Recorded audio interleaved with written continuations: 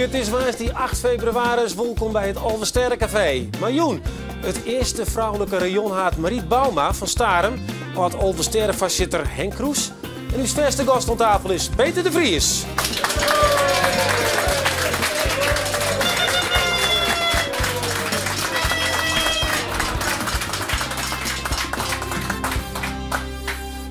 En ze bent waande met haar een afschietsoenee, maar als de dochter komt, nou dan is ze er grif bij het Blauwhuis de Dakkapel.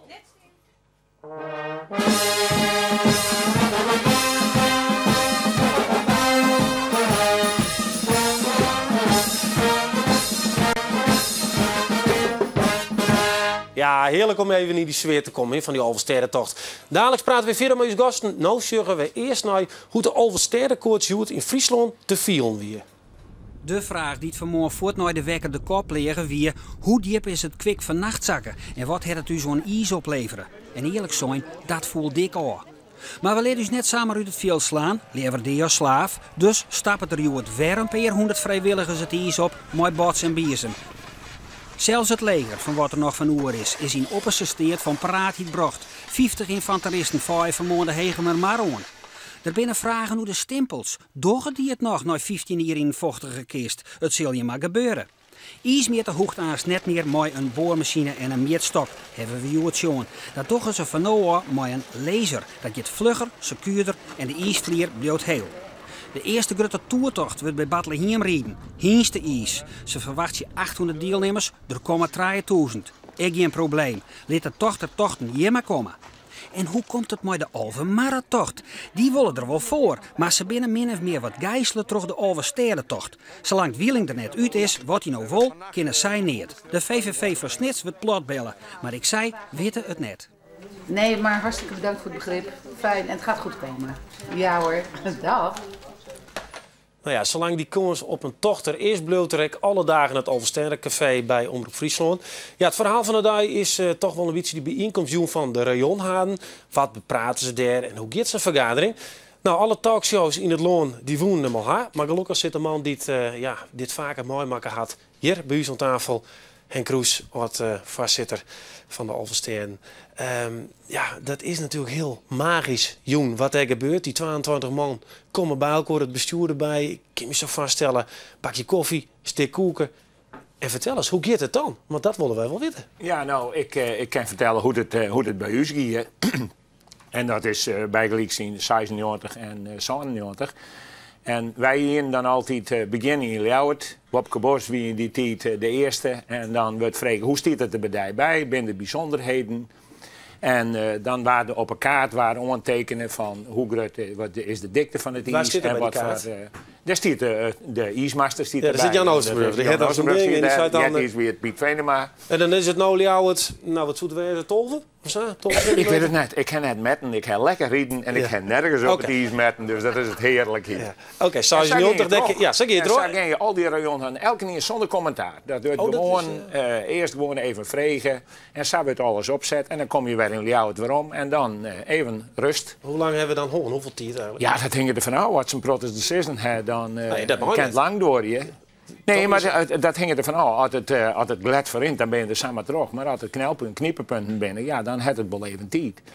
Nou, en dan even maar wat praten litten, even hoe lezen. En dan in tweede instantie er nog een keer terug. Ja. En als ik nou zat het nou bijgelijks in 96 keer bij mij, toen wie ik heel optimistisch wie ik die verkeerkomst in kon. Ik ging naar boeten nu, ik blikken letten, jongens, dit komt klaar. En toen begon Wopke ik, en die wie wat voorzichtig, maar zo gingen we terug. En toen vernam je in die vergadering dat het er gewoon uitzakken. Hoe uitzakken? Ja, mindere stemming. Het waren iedere keer wat minder en je vernam dat het enthousiasme wat voortrent. Want ja, in het begin heb ik wel eens gewoon, elke rayon haat is ik weer oors. De ene die denk je, nou, die maakt een beetje tempereren, die is altijd wat te enthousiast. En de andere die maakt een beetje wat opviezen. Zitten die er nou nog bij, dat ploegje? Nou, ik ken het ploegje net goed meer, dat is al wel even lien, maar meesken ben meesken. En daar zit altijd verskaat in en dat zal ik altijd zo blijven. En maar maaien waren matjes en daar eruit komen. Marie Bouma, assistent rayonhaat van Starem. Ja. Hoe is Starem er nou, hoe gaat die de joen in? Nou, Pieter die gaat daarheen hè, en die is eigenlijk wel heel positief. Wat later ben je? Het stuk van Staveren naar Wijs, daar lag een man die 18 en dat hebben we dus scout, met gevaar van eigen leven, want de route gaat zat. Om me wakker heen en daar lag vanmorgen 14 centimeter in. De saus erbij. Dus dat is hartstikke ja, best. nou, dan is het toch heel tijd dat het minder is. Ja. Min een nachtkwest. Klee, dat wordt er dan inbracht. En dan ben ik benijd. Ja, dan heb je uiteindelijk Joen een ultieme situatie. Dit is er, dit zit ervan. Hoe gaat het dan? Waar is dan de baas? De ijsmaster of de voorzitter? De voorzitter uiteindelijk. De ijsmaster. Maar nee, het gaat net om de baas. Ik ben een ploeg Maaienwaard. En de rayonhaarden en het bestuur Maaienwaard, die bepalen hoe het gaat. En het moet niet een ploeg wezen. En zij werken dat in tijd en ik neem aan dat het nog altijd een zij is. Het bestuur heeft formeel de eindverantwoordelijkheid. En die treed ik zo op. Rayonhaarden binnen adviseur. Maar rayonhaarden hebben ik nog een dubbele functie. Want die moeten ik nog weer adviseur wezen naar hun eigen gemeentebestuur daar. Omdat uiteindelijk dertig vergunningen nou jongen. Voor de veiligheid. Voor de veiligheid. Ja. Nou kniept het op een heel soort plakken nog in. Daar ben plakken, nou ja, veertje. Dat kind is van hem staren, maar daar ben ik... Heb ik nog plakken maar 8 centimeter. Nog niet. Dat zijn dus moeilijke momenten. Ja. We kunnen dus eigenlijk wel verwachten dat ze Joen net zeggen ze zullen van wol of net. Waarschijnlijk wordt hij wat opscoot. Wat is jouw verwachting? Ja, ik ga alleen nog maar op de berichten die ik in de passen. Ja, en dan is het, denk ik, wat de dikte onbelangen. Dit is nog een hele tour. Maar ik wil er net op fruit winnen, dat weet ik niet. Je wil wie bewilling ik net voor de voeten erin, dat snap ik. Is, absoluut niet van. Peter, hoe is het met die gemoedstoestand? Nou, nog steeds goed. Zeker na de prachtige beelden die ik op de televisie heb van het NK marathon 100 kilometer in Emmen. Waar een Fries won het, Jorrit Bergsma nog wel. Dus toen ik hier aankwam rijden, ziet de adrenaline bij mij er nog in. Wat dat betreft moet die Alversterre toch komen, want we hebben nog een geweldige koers. Ja, nee, we hebben een topper. Deze geen huls op beurs of spruitjes kweken, gewoon een Fries. Het ijs is prachtig. Alleen die sneeuw die heeft u samen patten spelen. En mijn ondervinding is altijd in alle tijd dat ik erin zet, zodra de sneeuw is, hij een probleem. Ja. En sneeuw smiet altijd roer in dit. Wie dat zei, jongen, dat ik de reden dat hij net trokken is, want wij hebben hem toen rijden. Ja. Dat weet je wel, je bent erbij aanwezig. Ja. Met Sinjeman toen met de panorama op Tour West binnen. Ja. En toen hebben wij eerlijk zijn, nou, het is maar goed dat er net trokken is. Want wij binnen wel zo vaak van met Sinjeman bij elkaar dat we om elkaar lagen. Maar aan de andere kant, het is zo, het benamen gaat het om het dikte en om de draagkracht van die ijs. Ja. Minis, dat heb ik in 63 gewoon. En minis, dat jet gewoon bij de natuur. Ja. Je zult er nooit een kunstijsbaan en mooie ijs van mij kennen. Maar het moet wel sterk wezen, er moet geen mis een troszakje. Maar wordt er nou zoals Joen dan wel vregen, bijvoorbeeld Piet Paulus, maar hoeveel centimeter verwacht is dood dat er niet komt en jouw nacht aangroeit? Ja, maar verwachting is altijd nog verwachting. Ja. En als die verwachting net teruggeeft en op dat stuit, dan zou het op het laatste moment zeggen, ja jongens, maar de ijs er net komen. Uw principe wie altijd, wij besluiten. Ja, wij besluiten. Piet zei, er komt er 5 centimeter bij, maar in de natuur is het maar 2, dan is het een probleem. Ja. Oh, de nacht. Doe ik juist in de berg wie het min draaien. En van de morgen wie het min 2. Dus vannacht is er helemaal niks gebeurd. En je kent, het is en blijft een verwachting. En het is maar te lezen. Ja. Wil ik even met jou, want wij jaren deze berichten ook al hier. Hè? Er hoeft maar een ijsmaster die stok om in te jetsen en het staat op Twitter hoeveel centimeter er is. Ja. Dat wie in jouw tijd net zei. Wie deze mobiele telefoons. Dus je kon ook nog wel wat in beschutting, kon je maar wat werkje. Misschien stiekem eens wat achterhoren. Joen, is het echt vrij duidelijk. Ze bepraten, ze komen de boeten. Daar zit die hele ploeg, die menigte, die media.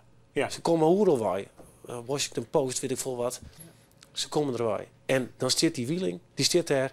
En wat moet hij nou zeggen dan? Nou, hij moet gewoon zeggen hoe het erbij is. Ik bedoel, hij kent niks oors en hij hoeft ik niks oors. Hij hoeft er net voor ons verontschuldigen. Lees mij eens uit hoe die druk is. Jou weet dat. Ik heb van die druk heb ik nooit last gehad. Dat ken het. Nee, je liet je absoluut net opjaaien, want je moet het goed realiseren op het moment dat al die mensen willen graag dat het troggeert. En als het troggeert vindt men iedereen geweldig. Maar als het misgeert, weet iedereen je krijglijke te vinden. Ja. Maar en ik heb hem op je oor. Met alle respect, man, die hielden we dus een persconferentie waarin hij heel duidelijk zei van, nou ja, het ken eigenlijk net. We lezen hem even goed uit, waarom het nog, het ken we. Hebben we direct beelden van, want zij willen wat iepener wezen. Zullen we er even zien hoe die dat doet? Wij gaan voortdurend naar buiten treden. We doen dat zelf. Wij informeren iedereen hoe het staat en willen daarmee een stukje van de geheimzinnigheid die om het proces heen zou kunnen zitten, weghalen. Meer iepen hiet. Wie je hem net iepen in die tijd? Nou, ik heb het gevoel net dat we net iepen winnen, want wij hebben in 97 we hebben op een stuit hebben dus zijn van geen passenconferenties, maar iedere morgen om 11:00 in de passenwol komt. En we hebben wel eens, ik weet nou dat we het verwiet van het Fries Dagblad kregen, van we zitten hier en je hem pas kan weer en je vertellen helemaal niks, want je hebt niks te vertellen. Nee. Ik zei van, je moet net komen, maar je moet net komen. Je bent toch op een gegeven moment, ik zie gewoon nog vastzitten die griezelig optimistisch weer. Ik een ijsmaster die optimistisch weer. Ja, nou dat is prachtig. Ja, dat is en stel je voor dat ze oors winnen. Je werkt er niet vals bloeden inzetten om het kleermaatje te wonen. Dat we in zo'n 96 doet het net terug hier. Toen kreeg ik het verwiet op een bepaald moment dat ik te enthousiast geweest heb. Nou, als ik zag hoe het in de 80er jaren weer, toen waren we alles om eerder smitten dat we het net ondoden en dat we te voorzichtig winnen en dat we te oud winnen. En ik weet net wat de algeroeders heen kan. En dan zeg ik, nou ben ik een keer enthousiast, nou word ik een keer graag en verdorie is ben ik door. Zullen we eens even naar de beeldschrift van jou, hoe jou doet dat nice brachten. Dat vind ik wel interessant dat je hier wel een slogan in zo'n 90 van het Get On. Maar wat zei je dan in 96? Zullen we er even zien? Ja. Gehoord alle rajonhoofden is het op dit moment niet verantwoord om een tocht uit te schrijven. Ja, dit zei je dan. Ja. Had het net trok je. Wat zo'n wieling zei ze maar. Had hij er hoe nooit tocht van het Get net of zo? Wat nou, ik bedoel, hij hoeft naar mijn bedenken gewoon te vertellen van hoe het erbij stiert. Maar je net een lekkere slogan hè, voor op een t-shirt? Nou, een Get net erop. Zoiets? Nou ja, van alles. Ik denk net dat je net mijn t-shirt erin wil van een Get net erop. Nou, ja, het ken net. Die wie ik heel dat wie een hele mooie slogan. Vaak een as, jongen. Dat is toch, hoeft toch geen optie te wijzen. Dat zij jong besluiten, gezamenlijk maar de 22 rayon hadden, dat de prognose qua frost, dat sneuren en snijden net mogelijk wordt. Nou, magnetietje wordt het echt taai waar, zeggen ze al jaar. Dan kan je toch eventueel het besluit nemen van jongens, het wordt deze weekend net. Wij scoren tron uit het weekend en we sjoggen wat het waar doet. Nou, magnetietje, komt de frost weer om. Want ik heb een Piet op een site, jongen, dat die site dat de frost weer om komt. Dat zou toch een reële spraakwijze kennen. Hoe je net vastleggen. Alleen je kent zeggen van hoe het er op dit stuit bij stiert. Ja. En als het waar verhoord, of wat het wij in te vriezen of zo, nou, je houdt het in de gaten. Ik weet nog hoe het ging met de tocht van 1986. 84 is teruggang op basis van de Alphen-Marre-tocht. De ondervindingen die we hier met de Alphen-Marre-tocht. In 86 gingen we weer de ondervindingen met de Alphen-Marre-tocht, maar die ging door hartstikke verkeerd. En daarna hebben we het heel goed in de gaten gehouden. En ik weet nog dat ik op een snijtermedje het veld in weer en dat ik de spoorbregen bij Staren, die leidde er eerst heel min bij. En toen ik bij die bregen kwam, toen leidde er een bonke in. En toen werd hij niet eens heel verloren. En toen heb ik Jan Sipke maar bellen. En de snijderjongens zitten als rayon hadden mij het bestuur bij en de waaiers hebben we in. Dus ja, je ken alle kanten nog op. En ze moeten dus ik nog net de petit wezen. Nou ja, we wachten dus al hier op die Alphensterentocht. Ja, de vraag is natuurlijk, hoe traint Bindyman? Wat is de favoriet? Nou, we kunnen het als een mooi vaprulke krijgen. Het NK Marathon. Op de grote rietplas in Emmen. Dit is Rikst Meijer van het Jereveen. Ze demereert uit de kopgroep en krijgt gezelschap van Yvonne Spicht uit het West-Friese Wervershoofd. Maar nog een dikke ronde te gaan. Liek je deze twee uitermeidjes Waard Nederlands kampioen marathon wordt. Maar dan dit moment. Meijer volt.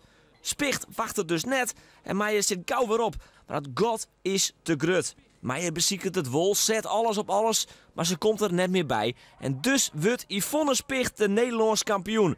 Meijer wordt toch heel verdienstelijk tweede. Het is de eerste keer dat ik mooi doe. En dan natuurlijk in Nederland en een tweede plak, het is natuurlijk wel briljant. En nou op naar je Alphen? Ja, ik hoop dat het komt, hè. En dan zul ik er wel bij wezen, ja. Dan oert naar de Malje. En het wordt een slagpartij, een zwiere wedstrijd. Favorieten, zoals Arjen Stroediga, die hel je het net. Bob de Vries had de kribbelblessure, maar hij is er net bij. Op 2 ronden van de eind demereert Jorrit Bergsma. Hij pakt een grutte vastsprong. Jan-Maarten Heideman gaat achter hem aan, beziekert het. Maar die redt het net. Hij komt net dichtbij. Want Jorrit Bergsma is rapper. Hij is sneller en hij is volle sterker. Jorrit Bergsma, de man uit Oudenboorn. De Nederlands kampioen op de 4 kilometer. De man die de alternatieve Elfstedentocht op de Wijzenzee ooit woon had. Nederlands kampioen op de Natuurreis 2 edities Lien. En na Dries van Weijen is hij de tweede rieder hier die hem 2 keer wint. Jorrit Bergsma wordt de Nederlands kampioen op Natuurreis. Er was het erin in de koers.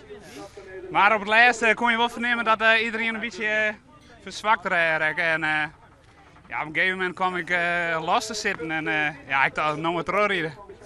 Ja, wist je Mike favoriet voor een mogelijke afsterrentocht? Ja, weet ik net. Dat is een hele andere wedstrijd. Dat kan je net zien. Dan moet je eerst maar heel uit het donker komen en dan wat verder zien. Maar nee, dat kan ik niet zeggen, nee. Peter kun je net zeggen, maar hij is het wel, hè, favoriet. Ah, hij moet het niet zeggen, maar hij is de topfavoriet. Ja, hij riet helemaal voort en hij had het allemaal een ronde vol. Op dit moment klasse beter dan de rest. En hij heeft wel gelijk dat je net weet of je hem winnen. Dat weet je niet. Je kan overal opstuiten in het donker, in het licht, de reden is kapot. Maar op basis van de gegevens die je ook voorhanden hebben, dan ben het 10, 12 jongens die hem winnen kennen. En dan is Jorrit is gewoon topfavoriet. Wat maakt hij nou dwang? Maakt hij nou bedlezen een keer in al die oren mogelijke tochten? Maar zitten litten? Ja, ik had het interview van Yildiz even jet op de radio toen een keer herinnerd. En nou, dat vond ik heel logisch hoe die het zei. Hij zei, wij gaan ervan uit dat het toch komt. En zo gaan we nou de dagen terug. Komt er net? Nou, hebben we pech gewoon. Nou, ik denk dat dat de enige juiste benadering is. Er is morgen op Going Griefstepoel een wedstrijd. 80 of 100 kilometer. Dan is er Vreed, de Veluwe Meer, klassieker, 100 kilometer. Ja, door je die twee mooi en ze scrollen hem al uit voor snijden. Ja, dan heb je ook een probleem. Dus je moet nou opofferen, wedstrijd in de schedel letten, ja, en gaat er net door en je hebt die wedstrijd in de schedel letten, dan heb je pech. Okay. Ja, Marie Bouma, we hebben nou al die programma's zeer wel je man aan tafel. Ja. Vaak een beetje hardek, die hoe het al je weer. We zijn wel een vrouwentafel. Assistent Rion Haat, Starem. Hoe is dat om in zo'n malle bolwerk te werken, alle dagen? Nou, ik vind dat wel prima, ja. Ik ben ook voorzitter van de IJsclub, maar er zit nog een vrouw bij in het bestuur, dus dat ja, is... Er zijn in totaal drie assistenten Rion Haat. 3 assistenten Rion Haat. Jijn Huis zit nog hier en Adelaaien, het Jelly, ja. Maar hoe kan dat die man meer slucht op ijs binnen als vrouw? Kennelijk. Of nou, dat weet ik net dat zij is. Ik weet net dat slucht op ijs wezen moest. Je moet als assistent Rion Hoofd een beetje goed organiseren kennen en het overzicht wat horen kennen. Je hoort net de prikken? Nee, dat doet Pieter wel. Ja? Ik ben er wel eens bij, maar Pieter zei altijd, ik ben voor het eerst en dat best voor de rest. Nou ja, dan wist het wel. Ja, je hebt wel wat met ijs zelf. Tuurlijk, ik vind ijs prachtig en ik mag eigenlijk heel graag rijden, maar ik heb er nou net op staan van hier. Nee, maar jou zei onder de telefoon, ik moet goed smink worden, want ik heb een kop als een bellenfleur. Ja, ik ben wel boeten door, hè? Ja, je bent de hele dag boeten door. Ja, echt wel. Ja. Hoe is dat om dat te doen? Ja, hartstikke leuk. En al die mensen om je heen die... Ja, en nou ja, ik mag graag sturen, dus dan komt dat mooi uit. Delegeren. Juist er meer dan 100 baanvaaiers. Die staan om die ogen oren. Nou, dan moet je er wel wezen. En dan moet je wel zeggen van dood dit en dood dat en je bent de schouwers. En het zie je nog er koffie, dus dat heb ik van tevoren nog regelen. Ik zeg jou nog even terug hoeveel mensen er komen. Nou, dus dan heb ik de catering regelen, medische sap en broodje, dat soort dingen. En dat die toch nog aan zijn trok hier te staan, een prachtig iets, wat is jouw verdienste dan, West? Wat kun je dan zeggen van, nou, dat heb ik, hier heb ik er iets voor Pieter en ik hebben het te dienst. Ja, maar even iets denk je. We hebben je ook Rutskop wat er nou aan zijn stiert, hè? Ik ben er helemaal Rutskop dat die baan er doorheen komt is en dat we nou al een soort ijs hebben. En hij moet nog wat optimaliseerd worden, dus dat hoop ik eigenlijk. Dat die Staverse man dat morgen even machinaal oprijden. Ja. En dan ben ik heel grutsk op iedereen. En nog even een eerste vraag, want ik denk dat ik in de jaren daarvoor, ik wie nog maar een broekje, dus ik kan het eigenlijk net zo goed inschatten, maar die rayonhaden, dat binnen eigenlijk nog wat de burgemeesters, de leiders van zo'n dorp, hè, of een stad. Vielen jou je dat extra? Hoe wil je nee? Dat wil ik eigenlijk worden. De Westvregen. Je bent de meest bekende Nederlanders op dit moment. Ja. De voorzitter is de bekendste Nederlander, want als ik nou zijn meest hier vraag wie je treden in jongetje zo en jongetje wordt waarschijnlijk niet, maar ze weten alle wie de voorzitter weer. Ja, maar dan win ik maar een peer. Maar ja, goed, dan win ik maar een peer. Je bent de bekendste man op dit stuit in Nederland. En ik denk, hoe wil je dat? Pieter is Rayonhaat worden omdat zijn huid dat weer. En dan wil je gewoon opleiden. Juist. En dan, oké, dat gaat zo. Jan Otter die weer assistent Rayonhoofd. Ja. En die zei je mij op een gegeven moment, toen zit ik in het bestuur van de IJsclub. Ik vind eigenlijk dat Sto dat maar worden moest. Zo ben ik geen cursus voor. Nee. Ben geen cursussen voor. Maar die geen hebben, dat gaat van ja, maar het is dus wel samen, moet wel bij de Ijswegencentrale ondersteunen wijzen. Bij de Ijsclub. En bij de Ijsclub, Ja, dus we dat zitten wel in de... Maar in Verliezen, dat is, doen we in Stadem, doet ik onkwam in 1970. Toen we burgemeester van Hout weer naar Rayon had. Maar dat weer door een beetje een erebaantje. Ja. En die stuurde dan zijn gemeenteambtenaren het veld in om het te doen. Nou, dat is oer. Ja. Het maar echte werk. Je dus multitasken, hè? Dat is ik wel duidelijk. Ja, er zijn tal van programma's maken en daarom is het belangrijk. Maar dat even een afronden vanaf, want we zullen even een mooi plaatsje zien van de man die het onder trainen binnen. Hè? Want lang net Elsenien traint op Tialf.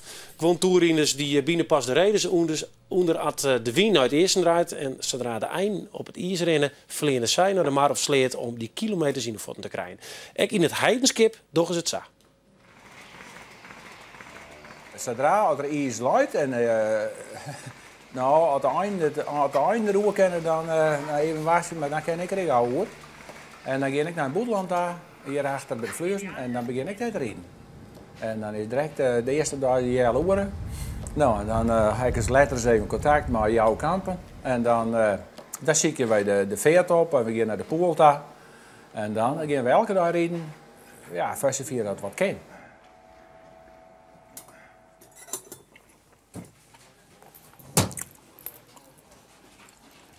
Of wie een treiken hoor. Ja. En dan moet hier er een... dan moet er een bij en dan is een broodje. En dat is ook mooi weer. Ja. Is er een soort Queen verlaaien maten? Of, Nee. Natuurlijk, het is 200 kilometer.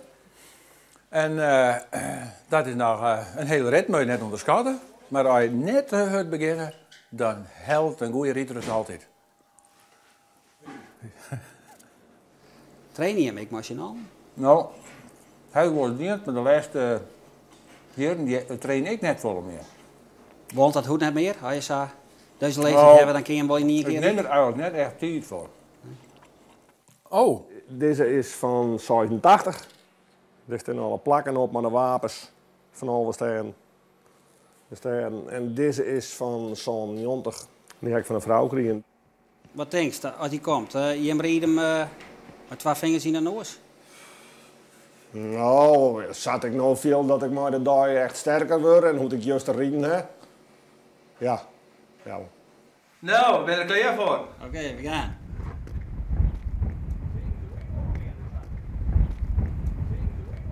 De mooiste tacht weer 1990. Ja. Dat weer de mooiste tacht. Waarom? Toen waren ik het sterkst. En een oorknap houden op een wien en wij zetten terug.